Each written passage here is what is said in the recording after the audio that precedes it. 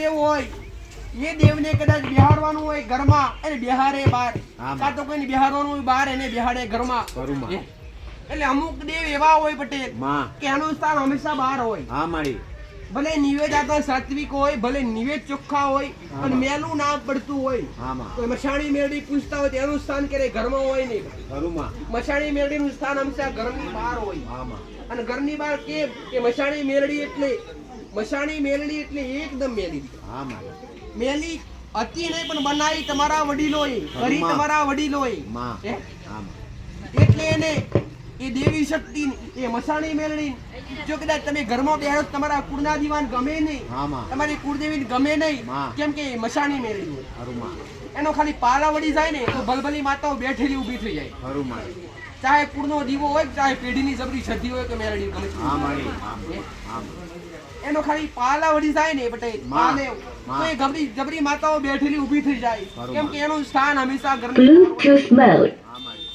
દૂર હોય.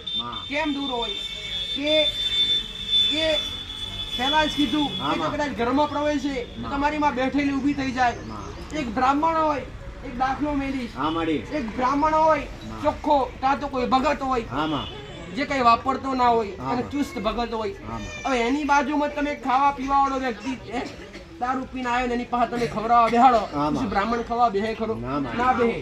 એ ઉભો થઈ જાય, એ ઉભો થાય, ખાય નહીં, કેમ કે ગમે નહીં એવું. એટલે દેવી શક્તિ મેલી તો નથી, પણ એનું સ્થાન અલગ હોવું જોઈએ. એનો પડછાયો તમારા દેવ સુધી પડવો જોઈએ નહીં, તમારા કુળના દિવસ સુધી. ઘણા આજ અલગ અલગ જગ્યાએ અને પિતૃ પૂર્વજ ઘણા ઘરની બહાર બેહાડતા હોય, ઘણા તો ખેતરમાં કરી આવતા હોય, કુવાના કોઠે પૂર્વજ ને કુએ બેહાડી આવતા હોય. ઘણા તો ખેતરના પારા પર બેહાડી આવતા હોય. તમે બધા કઈ રહો છો ભાઈ? ઘરમાં રહો છો ને? સાચું ખોટું? તમે ખેતરમાં કાયમ પડી રહો છો? તો પિતૃ પૂર્વજ એનું ખાલી શરીર, આ શરીર છે ને એ શરીર ત્યાગ થયું. આ પંચતત્વનું શરીર, બાકી એની પાસે સૂક્ષ્મ શરીર તો હાજર જ હોય.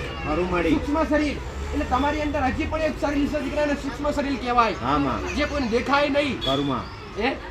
જે કોઈને દેખાય નહીં એને સૂક્ષ્મ શરીર કહેવાય. અને એ સૂક્ષ્મ શરીરને આશ્વાસન આલું હોય, જગ્યા આપી હોય તો ઘરની અંદર જ લાય. પિતૃ પૂર્વજને બેહારવા હોય તો ઘરની અંદર જ બેહારાય. હવે ઘરનો કોઈ કદાચ દરેકને દાખલો મિલને સમજાવવા કરીશ પટેલ. હવે કોઈ ઘરનો કોઈ બાળ પૂર્વજ હોય, બાળ પૂર્વજ એટલે કાચી ઉંમરમાં કોઈ દીકરો એક્સપાયર થઈ ગયો હોય, ચાહે અકસ્માત થયો હોય, ચાહે કોઈ કદાચ આપઘાત કર્યો હોય, એ કાચી ઉંમરનો દીકરો હોય. હવે એને તમે ઘરની બહાર બેહાડો, ખેતરમાં બેહાડે તેને ગમે ખરું? એને તો બધા ભેગા રહેવાની ઈચ્છા હોય. તમારા પૂર્વજની ઈચ્છા કેવી હોય દીકરા? કે મારા પરિવાર હારે રહું, મારા પરિવાર હારે રહું. એની ઈચ્છા એવી હોય કે મારો પરિવાર શું કરે છે, કેવી રીતે રહેશે, મારે જોવું છે, કઈ કટકાવું તો તું પૂરું કરી આલું. આવું તમારા પિતૃ પૂર્વજ નું કેવું હોય છે દીકરા. એ ભાઈ તે પિતૃ પૂર્વજ ને તમે ઘરની બહાર બેહારો કાં તો ખેતરમાં બેહારો તો એ ક્યારે બેહે નહીં, નારાજ થઈ જાય, રોયા કરે ઘણી વાર. હવે એ પિતૃ પૂર્વજ ને હંમેશા ઘરની બહાર નહીં બેહારવા, ઘરની અંદર બેહારવા. કેમ કે તમારી ખેર સંભાળ રાખે, તમે ઘરમાં કયું કાર્ય કરો છો તમે એની નજર મારો. આવું મારું માતાનું છે. રામ રામ.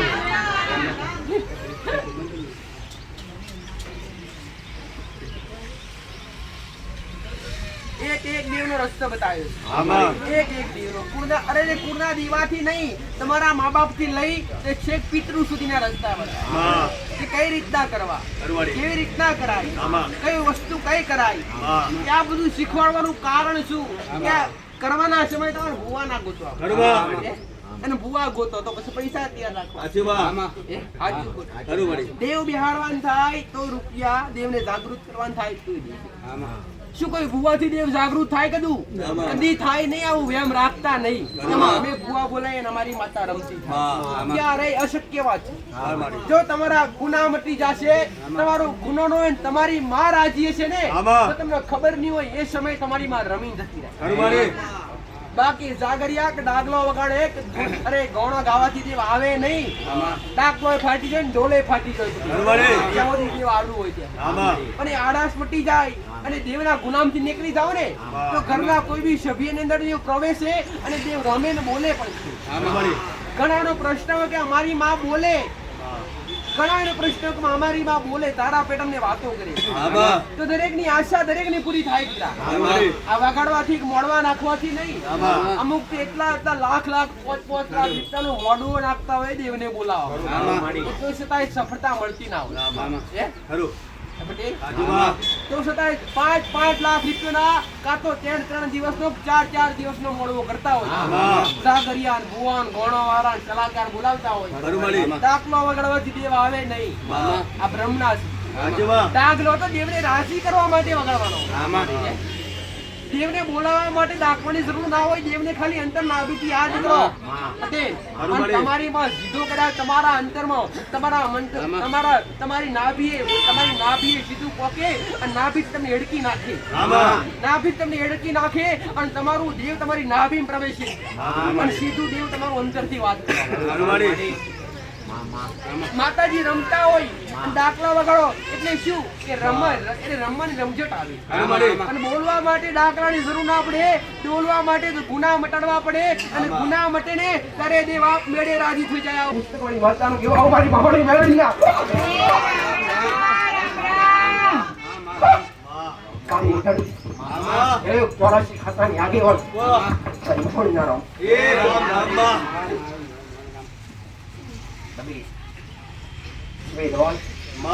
મુક્તિ બહાર કાઢી ફરનારી કામરૂ દેશની વિદ્યા. ગમે એવો ન્યાય લેવા જાઉં આગળથી પહેવું દીકરા. ગમે એવો ન્યાય લેવા જાઉં આગળથી પહેવું અને પાછલા ભાઈને નીકળું એટલે આધાર કાર્ડમાંથી નામ લઈને દેવું 84 ખાતાની આગેવાન માટે અસલ એક ગદ્રોબિયા મસણોમાંથી વાહગણું કરનારી અને જે જગ્યાએ ઉત્પન્ન થનારી એ ગદ્રોબિયા મસણોમાંથી નીકળનારી સપડા નદીએ વાહગણું કરનારી દરેક વહણોમાં વાસ કરનારી નનામીનો 4 મંદ લેનારી 84 ખાતાનું આગેવાન દેવ બોલું છું. આ વેડાએ દરેકના હારું મારું ભગવાન કરવા મારો રામ કરાવું મારું વાતાનું કેવું છે. સાત્વિક નિવેદ ચોખ્ખા નિવેદ રજના પ્યાલા મોગ્યા નથી મોગ્યા દારૂના પ્યાલા દીકરા. મેં તો ખાલી પોચ સપ્તી લાપસી મોગી અને પોચ સપ્તી લાપસી અને ગોર કોણના પ્યાલા પીધા છે. હાર કદાચ ઘણી વેળ વળે હારા બની બેઠા છે. જગતમાં કદાચ પગની પોણીથી માથાની ચૂંટી સુધી આંચકો આવવા દઉં ને જગતમાં ગોઢો મારું કાળ ઓઢણ લાજે આવું વાળી બહુનું કહેવું છે.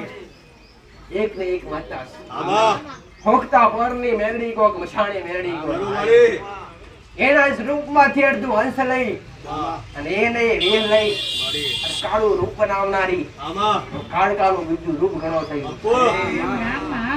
આવું મારું વખોડી મેરડી. જ્યારે નામ નતું જ્યારે નામ નતું ત્યારે નામી હતી. અરે વસાણમાં પેઠી વસાણી થઈ શંકર પાએ થઈને તો ઉગતાની બની ગઈ. સૂર્યમાં પેઠી તો સૂર્યના શ્રેણા કિરણો ઉગીને તે ઉગતાની મેરડી બની ગઈ. હાઉ ભાઈ મહાન ઘણી વાર બોલીશ ને બોલતી રહીશ. ગમે એવા દુઃખ દર્દ હશે તમારા હૃદયમાં લઈને આવજો. ખાલી એકવાર હૃદયથી અરજી કરજો. તમારા દુઃખ ભાગીને મૂકો ના કરી નાખું તું 84 ખાતાનું આગેવાન મોહણી મેલડી માતા ઉઠી દઉં. આવું મારું વાતાનું કેવું વિદ્યા કદી ગમે વિદ્યાનું નામ એટલે હું મેળવી. વિદ્યાનું નામ એટલે ઓછાણી. તમારી ભલભલી વિદ્યા જબરી વિદ્યા કદાચ ગમે વેટાયા હોય ને કંથારનો ધારા કંથરના સારા જેવી માતા દુનિયા જગત વાત નાખતા વાર કરે. તમારી માં તમારા દુઃખના સમયે તમારા કુળનો દીવો હોય કે સદી મેળડીઓ ગમે એવી હોય ઓર તો ઓંભરે કે ના ઓંભરે પણ મારો બની બેઠ્યો હોય અને એકવાર ઓગરી કરે ઓગરી કેડીને ખાઈ જાવ ને એવું ઓછાણ મેળડી માતા માતાનું બિઝી નથી હો આઈ છે તમારો રન કરી પાછો પડવા નહીં દેવા હું મારું માનતા આ વેડાએ રોમ નું નામ લઈને ઉતરી હશું હે દરેક નાટલે કદા રોમ જેવા દરેક ને બનાવી આન દરેક ને રોમ નો દરબાર ભરી અને મારા રોમ ના મારા શંકર ને મારા રોમ ને ઓર કરી અને દરેક ના કોમ દરેક ની ઈચ્છાઓ પૂરી કરી અમુક ના એને અનેક દુઃખ તો ખાલી હોંપરવાથી દૂર કરી નાખ્યા અરે ગમે એવી પીડા હોય ને ડોક્ટરે 5 લાખ રૂપિયા લઈને આવજે એવું કીધું અમુક એવા ઘણા દાખલા 5 લાખ રૂપિયા લઈને આવજે બાકી બચે નહીં એવા ખાલી આયા હોય ને એવા ને ચાલતા કાઢ્યા 5 રૂપિયાની જરૂર પડવા દીધી 5 લાખ તો ક્યાં પણ 5 રૂપિયા નહીં મારી ઉસ્તા ભરવી ગઈ